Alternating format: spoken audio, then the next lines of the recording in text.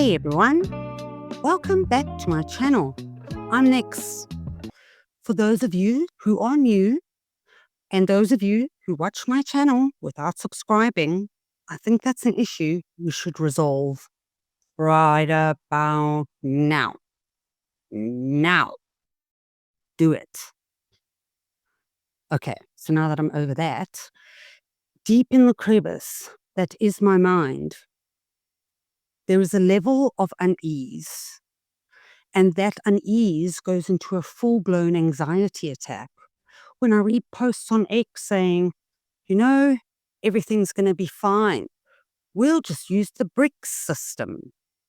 We'll bring down the dollar, they say.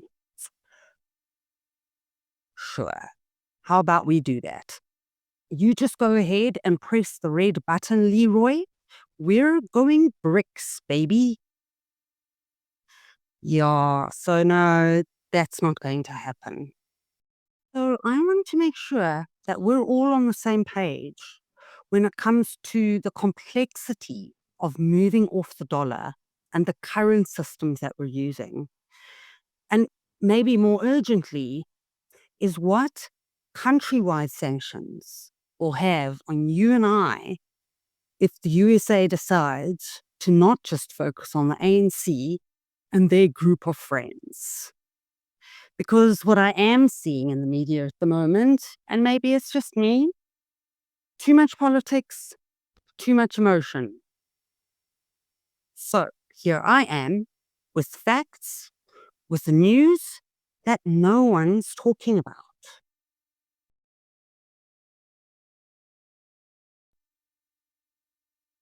Let's kick off with a recent article from the Mail of Guardian, 23rd July.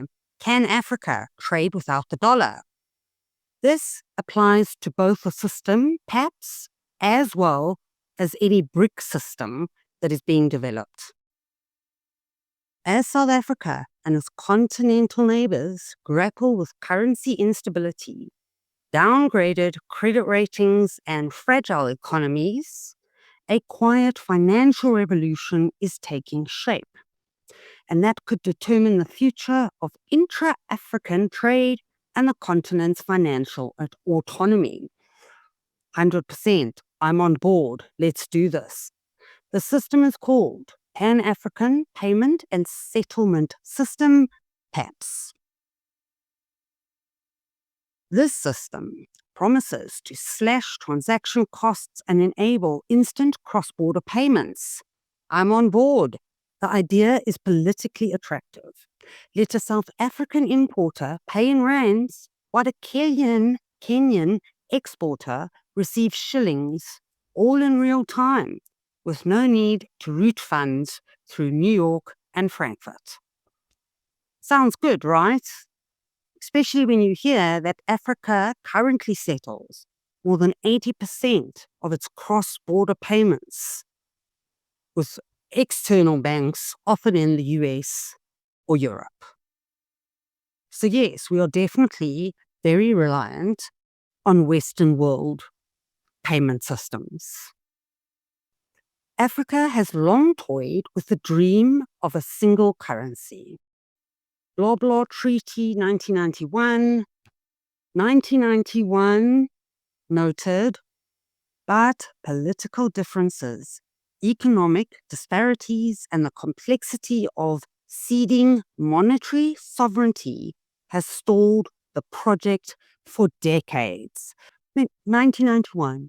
This is how long it takes Africa to get anything off the ground. It's still not live.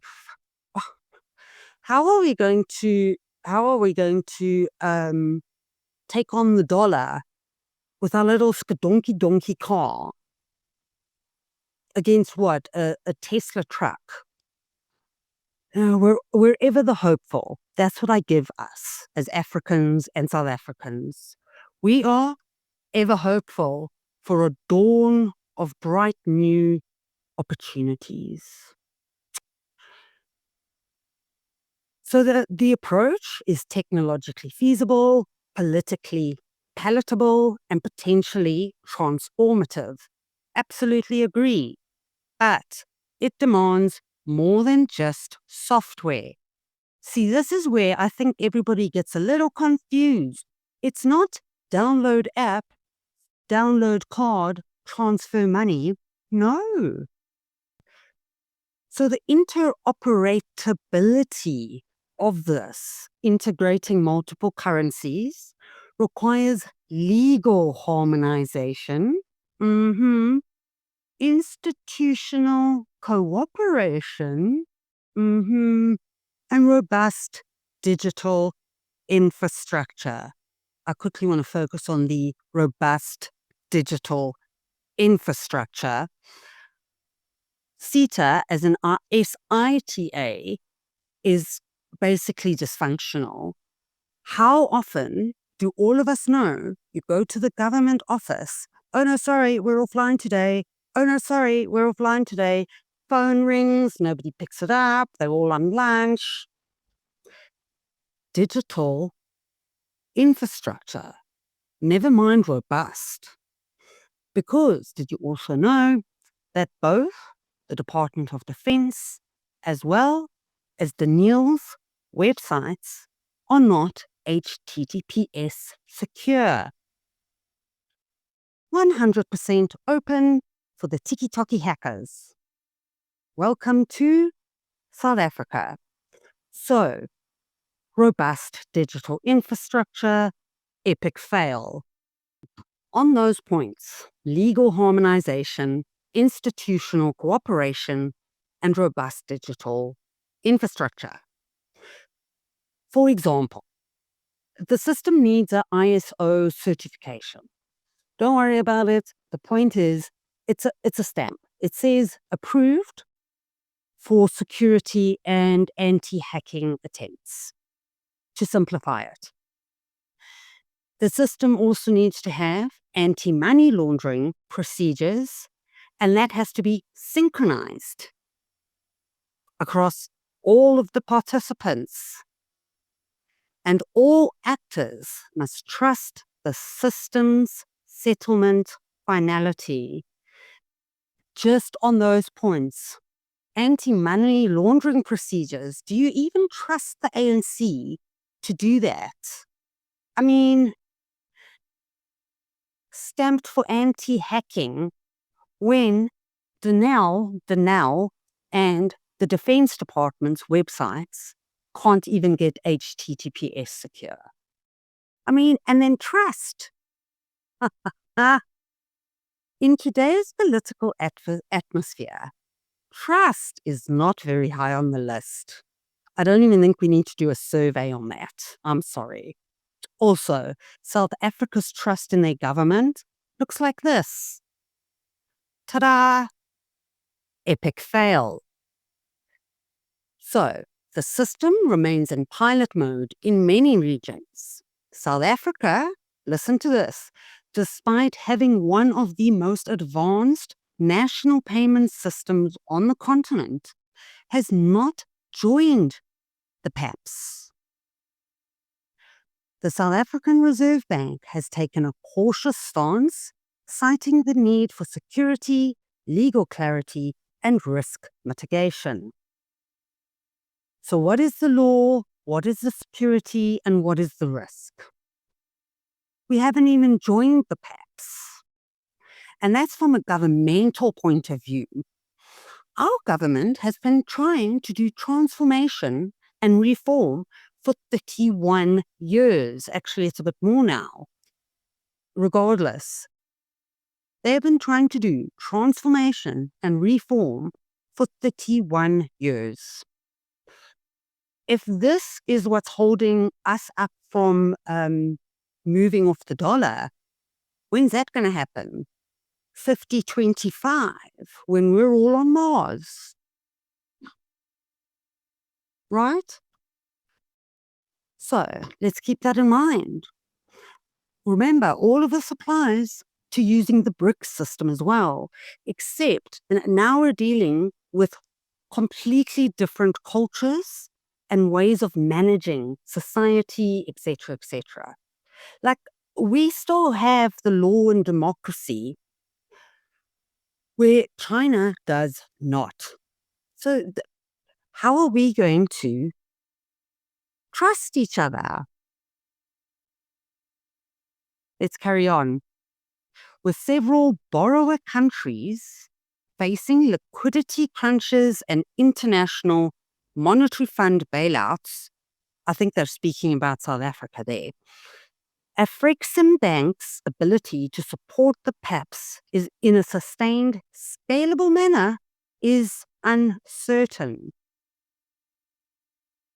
Most of the African countries have lists of corruption, failing GDP, etc., etc.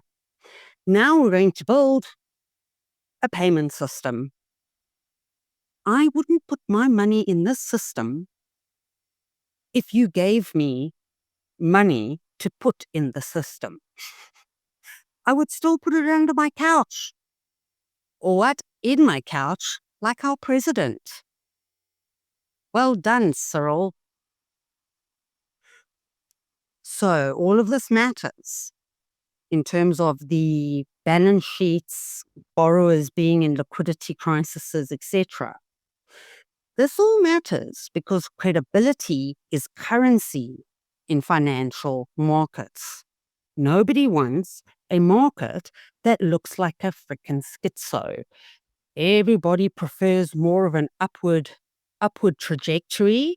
South Africa, not one of those countries, that's for sure. The only people who don't know that is the ANC. I mean, honestly, these people must go now. Here's an example of the instability of the countries wanting to take part in PAPPS. Currency volatility is perhaps the greatest threat. In 2024 alone, the Ghanaian cedi fell 25% against the dollar, while the Nigerian naira, lost more than 35% of its value. Inflation, budget deficits, and political instability continue to plague many African economies. So again, go press the red button, Leroy. We're going BRICS, baby. You're welcome to challenge me on this. I'm always open to A, being educated, and B, a good debate for the education of others.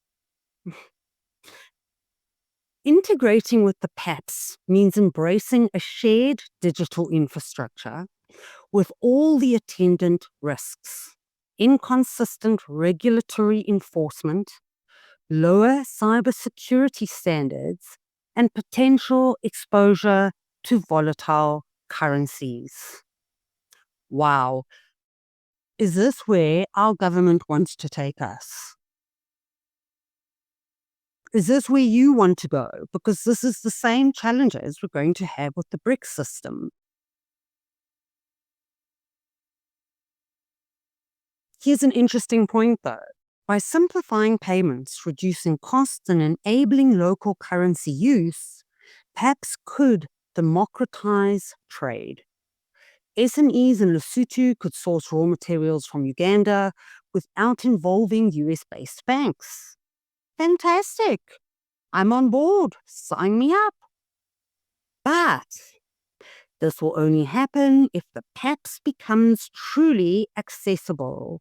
User interfaces, compliance processes, and dispute resolution mechanisms must be tailored to small businesses, not just large corporates.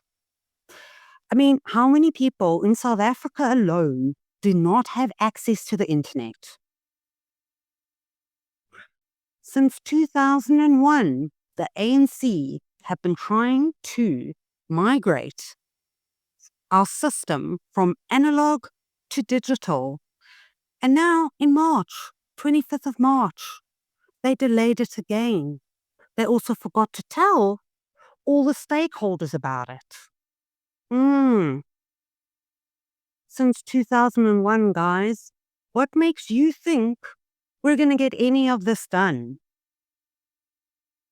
I mean, Africa time to a whole new level, I'm sorry to say. So here are some of the things that we would need to do in order to even get this into a conversation point. Digital infrastructure must improve.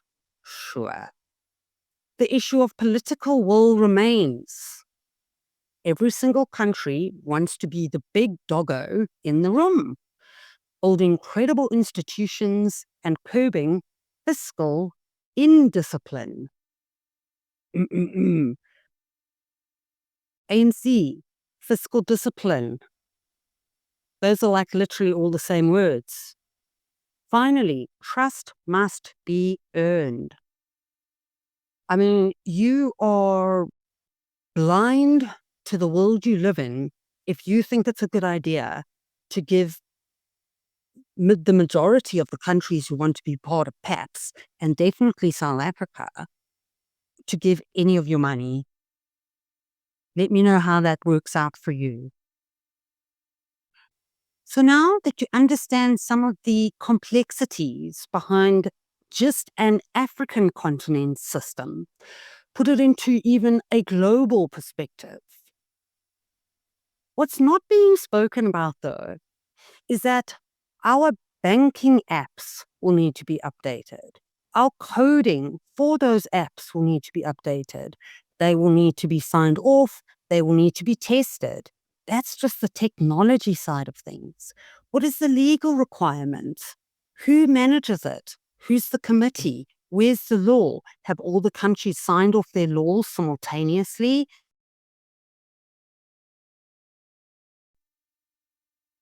So I just quickly want to highlight one thing on top of everything else I've just spoken about, that I'm not sure we're all as worried as we should be.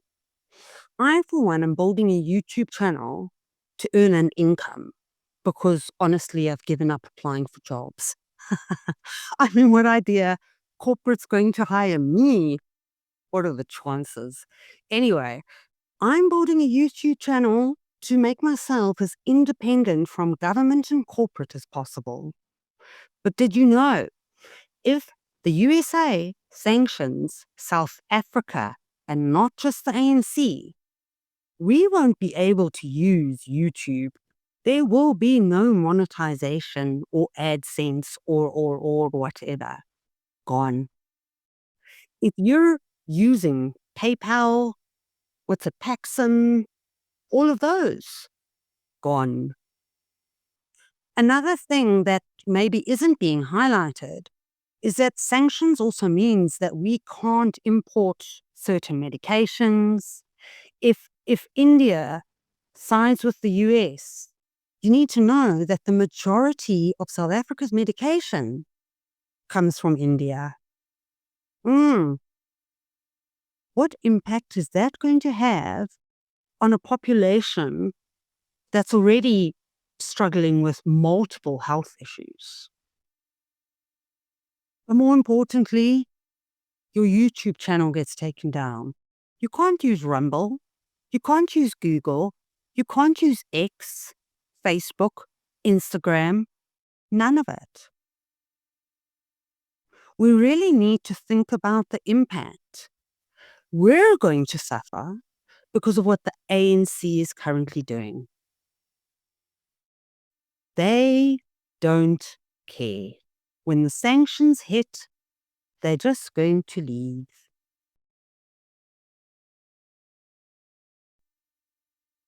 So yes, a lot more complicated than any of us really realize.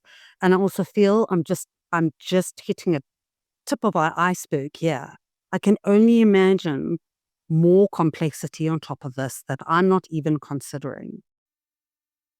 And if you enjoy this sort of content and this video, please make sure to like and share. Newcomers and those of you who haven't yet, please make sure to subscribe. It really helps my channel and really doesn't cost you anything.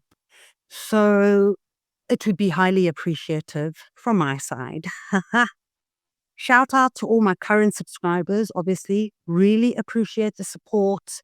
Love you all. Have a good day. Keep warm.